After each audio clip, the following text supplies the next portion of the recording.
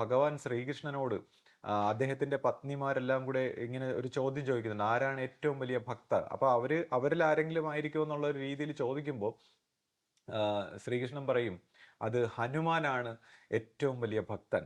ഹനുമാൻ നമ്മുടെ ആശ്രമത്തെക്കുറിച്ച് ചിന്തിക്കുമ്പോൾ ഗുരുവുമായിട്ട് വലിയ ഒരു ബന്ധമുണ്ട്. ഇപ്പോൾ നമ്മുടെ ആശ്രമത്തിൽ ഗുരുവിൻ്റെ ആദ്യകാലത്ത് വളരെ ഗുരുവിനെ ആരും അറിയപ്പെടാതിരുന്ന, അധികമൊന്നും അറിയപ്പെടാതിരുന്ന സമയത്ത് ശിഷ്യ സമൂഹത്തിന് ഈ ഹനുമാനിൽ നിന്നാണ് ഇങ്ങനെ ഒരു ഗുരുവിനെ കുറിച്ചുള്ളൊരു ഇൻഫർമേഷൻ ഉണ്ടാകുന്നത്. അപ്പോൾ അതിനെക്കുറിച്ച് ഞാൻ പിന്നീട് സംസാരിക്കും. നേരത്തെ വീഡിയോയിൽ ഞാൻ സംസാരിച്ചിട്ടുണ്ട്. നമ്മുടെ വീഡിയോസൊക്കെ എടുത്ത് കാണുന്നവർക്ക് അത് പോയി പരിശോധിക്കാം.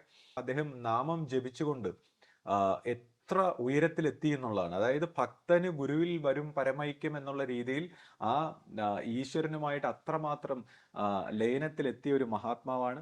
അപ്പോൾ അദ്ദേഹത്തിന്റെ വലിപ്പം ത്തെക്കുറിച്ച് പറയുമ്പോൾ അദ്ദേഹം ഈ നമ്മളിപ്പോൾ ഈ നമ്മൾ ഈ പുരാണ ഇതിഹാസങ്ങളും ചരിത്രങ്ങളൊക്കെ എടുത്ത് നോക്കുമ്പോൾ അദ്ദേഹം ആരുടെ മുന്നിലും തോറ്റിട്ടില്ല എന്നുള്ളതാണ്. അപ്പൊ ഈ ഭക്തൻ ആരുടെ മുന്നിലും തോൽക്കാതിരിക്കാൻ തക്കവണ്ണം എന്താണ് അദ്ദേഹത്തിന്റെ മഹത്വം, അല്ലെങ്കിൽ എന്താണ് അദ്ദേഹത്തിന്റെ ആ ശക്തി, അതിനെക്കുറിച്ച് നമുക്കൊന്ന് പഠിക്കാം. ഇപ്പൊ ബാലിയെക്കുറിച്ച് നമ്മൾ ബാലിയുടെ ചരിത്രവും കഥയെല്ലാം കേട്ടിട്ടുണ്ട്. അപ്പൊ ബാലി ഭയങ്കര പരാക്രമശാലിയാണ്. അദ്ദേഹത്തിന്റെ മുമ്പിൽ ആര് ചെല്ലുന്നോ അതിന്റെ പകുതി ശക്തി അദ്ദേഹത്തിന് കിട്ടും. അദ്ദേഹത്തിന്റെ മുന്നിൽ വരുന്ന എതിരാളിയുടെ പകുതി ശക്തിയും കൂടെ ബാലിക്ക് കിട്ടും. അപ്പൊ നാച്ചുറലായിട്ട് ഹനുമാനും ബാലിയും തമ്മിൽ ഏറ്റുമുട്ടിയാൽ എന്ത് സംഭവിക്കുമായിരിക്കും? നമ്മളൊന്ന് ചിന്തിച്ചു നോക്കി. തീർച്ചയായിട്ടും ഹനുമാൻ പരാജയപ്പെടേണ്ടി വരില്ലേ? രാവണനെയൊക്കെ പിടിച്ച് ചവിട്ടി അരച്ച് കളഞ്ഞ അയ്യോ! വ്യക്തിയാണ്. അതായത് രാവണനൊക്കെ പിന്നെ അവസാനം ജീവനും കൊണ്ട് ഓടി രക്ഷപ്പെടുകയാണ് ചെയ്തത് ബാലിയുടെ മുമ്പിൽ. അത്രയ്ക്ക് പരാക്രമശാലിയാണ്. ഹനുമാനെ അധിക്ഷേപിക്കുന്നു, അതെല്ലാം അദ്ദേഹം സഹിച്ചുകൊണ്ട് കേട്ടോണ്ടിരിക്കുന്നു. അത് അദ്ദേഹം പറയുന്നു, നിന്റെ നാഥനായ രാമനും ഒന്നും എന്റെ മുമ്പ് ഒന്നുമല്ല.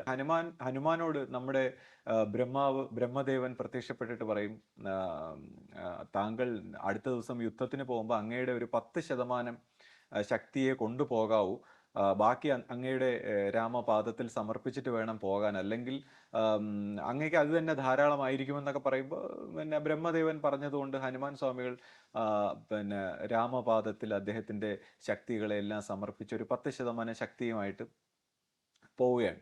അപ്പോൾ ബാലിയുടെ നേർക്കുനേർ എത്തുമ്പോൾ തന്നെ ഹനുമാൻ സ്വാമികളുടെ 10%-ൽ 5% ശക്തി ബാലിക്ക് കിട്ടുകയാണ്. അപ്പൊ 5% ശക്തി കിട്ടുമ്പോൾ തന്നെ